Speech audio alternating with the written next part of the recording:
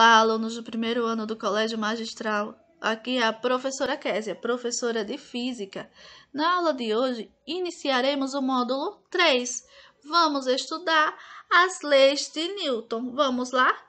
Porém, antes de estudarmos as 3 leis de Newton e as suas aplicações, precisamos conhecer alguns conceitos básicos, conceitos iniciais que nos ajudarão a compreender melhor, certo, o nosso conteúdo.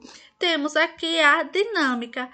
Dinâmica é a parte da mecânica que estuda os movimentos, levando em conta as suas causas. O que causa esse movimento? As forças. Então, temos que até aqui tínhamos estudado apenas a cinemática. A cinemática, ela estuda o movimento dos corpos sem se preocupar com o que causou esse movimento. Já a dinâmica, ela vai um pouquinho mais a fundo. Ela quer saber o que causou o movimento desse corpo. Temos então a presença da força. E o que é força? Força, é qualquer agente capaz de produzir num corpo uma aceleração ou uma deformação. Por exemplo, para um carro em movimento, ele só vai conseguir parar devido à ação da força dos freios que vai atuar nas suas rodas, certo? E do atrito causado entre o pneu e o solo. Ou outro exemplo é quando temos uma bola em repouso. Ela vai estar em repouso e só vai adquirir movimento quando receber a ação de uma força aplicada pelo pé do jogador, por exemplo, ao chutá-la. Temos então, que ao longo do desenvolvimento da humanidade, o homem ele buscou por muito tempo compreender os fatores que levavam o corpo a se movimentar. Porque a bola estava inicialmente em repouso e após sofrer a ação de uma força, ela passou a se movimentar. Então, diversos cientistas, eles trabalharam no desenvolvimento de hipóteses e teorias que fossem capazes, então, de explicar o porquê que os corpos, eles se movimentavam. Temos, então, que veremos ao longo do estudo, certo, desse capítulo, que o movimento de um corpo vai depender da interação do corpo com uma força. Então, temos que força nada mais é do que o resultado da interação entre dois corpos. Apesar do conceito físico de força, em que ela é o resultado da interação entre dois corpos, esse conceito ele pode ser muito mais abrangente, certo? Então, podemos afirmar que a força ela surge quando um corpo ele atua sobre o outro, provocando assim uma interação entre os dois. Dessa forma, temos que, por exemplo, se alguma vez você já empurrou um carro ou, qualquer outro objeto com uma massa muito maior do que a sua, provavelmente você já teve a noção exata do que é força. Atos como empurrar, puxar, um corpo, eles estão associados diretamente à ação de uma força. Um ponto muito importante a respeito disso tudo é que para existir força é necessário dois corpos. Um aplica a força e o outro vai sofrer a ação dessa força, certo? Temos então aqui os tipos de força. Existem duas formas possíveis de interação entre os dois corpos. A primeira é pelo contato. Temos aqui as forças de contato.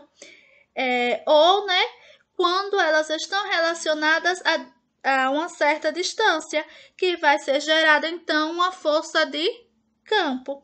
As forças de contato, elas vão manifestar-se, certo? Só em corpos que estão interagindo em contato físico.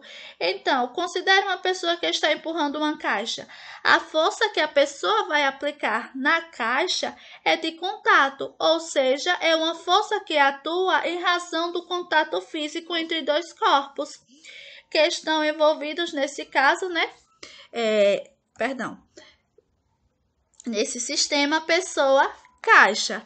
Temos também as forças de contato. As forças de contato, elas manifestam-se mesmo com corpos que interagem distantes.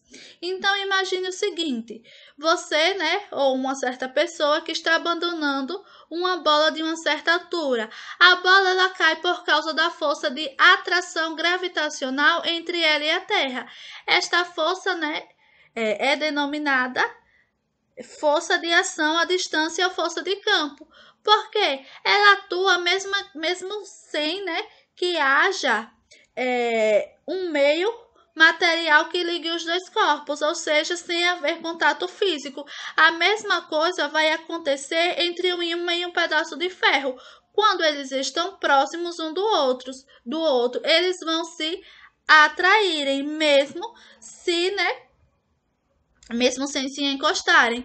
Portanto, temos que a força magnética é uma força de campo. Na natureza existem 3 forças que podem ser classificadas como força de campo, que é a força gravitacional, como dei o exemplo da bola caindo, a força magnética, acabamos de falar a respeito do ímã e do pedaço de ferro, e a força elétrica. No Sistema Internacional de Unidades, a força ela é medida em Newton, certo? Então, apesar de geralmente a palavra força remeter, a uma... Apesar de geralmente a palavra força remeter-se a uma potente locomotiva ou levantamento de pesos com plena repetição, para os físicos ela se define a partir da interação capaz de mover um objeto que está em repouso ou de mudar a velocidade ou até mesmo a direção de um objeto que já está em movimento. Temos aqui, então, os elementos de uma força. A força como sendo uma grandeza vetorial, certo? Lembrando que já estudamos grandeza física. E nas grandezas físicas tínhamos as grandezas escalares e as vetoriais. Temos que a força é uma grandeza vetorial. Logo, ela possui módulo, certo? Intensidade, da força exercida. Direção, a reta ao longo da qual ela atua. E sentido, o lado da reta no qual a força ela foi exercida. Então, esses são os elementos, certo? Da nossa força.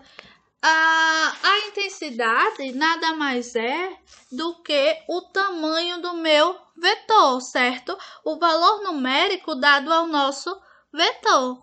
Lembrando que no caso de força, ele deve ser acompanhado por uma unidade de medida. Como falei anteriormente, no Sistema Internacional de Unidades, força é dado em newtons. Temos também aqui os efeitos, certo? De uma força sobre os corpos.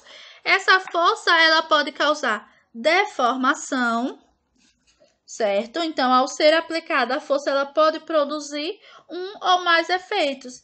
No caso da deformação, quando é chutado, uma bola de futebol ou quando um boxeador ele atinge um saco de pancadas, percebemos que nesse corpo haverá uma deformação. Ou até mesmo quando analisamos, certas situações cotidianas em câmera lenta. Temos também o equilíbrio. O equilíbrio, também chamado de neutralização ou de anulação.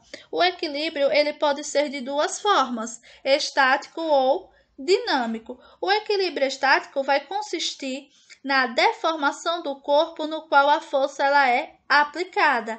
Já o equilíbrio dinâmico, ele vai consistir na alteração da velocidade do corpo quando, uma força ou um conjunto de forças, ele é aplicado sobre este corpo. Por fim, temos aqui a alteração em sua velocidade vetorial. Então, quando a força é aplicada neste corpo, em um corpo, haverá uma alteração em sua velocidade, causando assim a aceleração. Lembrando mais uma vez, vocês não podem esquecer que força é uma grandeza vetorial. E para que possamos caracterizar essa grandeza, precisamos conhecer, né, o seu módulo, a sua direção e o sentido. Não esqueçam disso. Temos agora a força resultante. Mas o que é força resultante? Olha, é dado, né, força resultante como um conjunto de todas as forças que agem em um corpo. Então, em nosso cotidiano, diversos objetos eles estão sujeitos a mais de uma força ao mesmo tempo.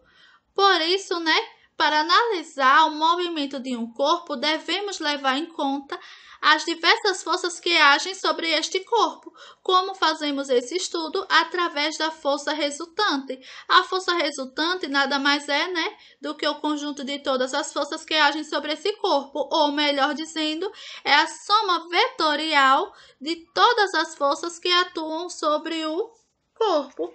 Temos aqui o caso, olha, F1, F2, F3 até Fn. Portanto, a força resultante será dada pela soma de todas as forças que estão envolvidas nesse sistema. Logo, né, podemos pensar então como a força resultante como sendo a única força que, se substituíssemos todas as outras que agem sobre um corpo, produziria nele o mesmo efeito de todas as forças que são aplicadas. Temos ainda outras formas de calcular a força resultante. Quando, né, duas forças concorrentes elas formam um ângulo alfa. Se elas formarem um ângulo alfa, vamos utilizar, certo, aquela regrinha que já aprendemos na unidade passada quando estudamos vetores. Estão lembrados?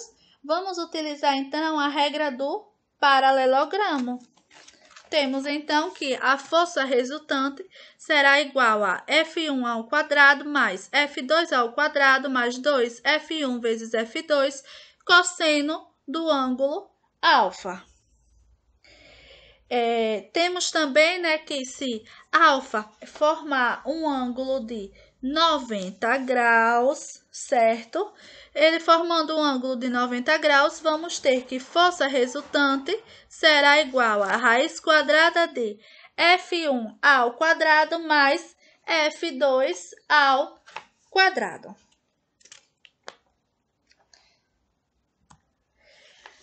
Temos ainda, né, aqui para a nossa força resultante, certo? O caso onde temos a projeção, né, das forças nas componentes X e Y. Então, para facilitar a análise de algumas situações, é conveniente representar a força por meio de suas componentes. Quem são as suas componentes? Fx e Fy. Num sistema, né, X, O e Y. Portanto, temos que F, a nossa força resultante, é igual a Fx mais Fy. E quem são as suas componentes em módulo? Temos aqui que Fx é igual a F cosseno de alfa e Fy é F seno de alfa. Sendo então, né, aqui o nosso ângulozinho alfa, certo? Não esqueçam. Fy é F seno de alfa. A unidade de medida de força, mais uma vez, só para vocês não esquecerem. A unidade de medida de força no Sistema Internacional de Unidades é o Newton. O Newton, ele nada mais é do que uma unidade derivada do quilograma e do metro por segundo. Temos ainda, para finalizar, certo? O caso em que temos forças com a mesma direção e sentido. Então, temos aqui, olha, a força F1 e F2 sendo aplicadas a um bloquinho, digamos assim. Então, a força resultante será a soma de F1 e F2. Então, F resultante será 20 mais 10. Temos aqui uma força resultante igual a 30 newtons. E, né, forças com a mesma direção e sentidos, com a mesma direção e sentidos contrários. Então, temos aqui F2 para a direita, F1 para a direita, F2 para a esquerda, em que a força resultante será igual a F1 menos F2. Então, a força resultante será igual a 20 menos 10. Temos uma força resultante igual a 10 newtons. Paramos por aqui hoje. Espero que tenham compreendido. Lembrem do conceito de força, né? Lembrem sempre que força nada mais é do que o resultado da interação entre dois corpos. Estudamos também os tipos de força, então é importante que vocês lembrem que há dois tipos de força, né? As forças de contato e as forças de campo. E também a respeito do cálculo da força resultante. Espero que tenham compreendido e até a próxima aula.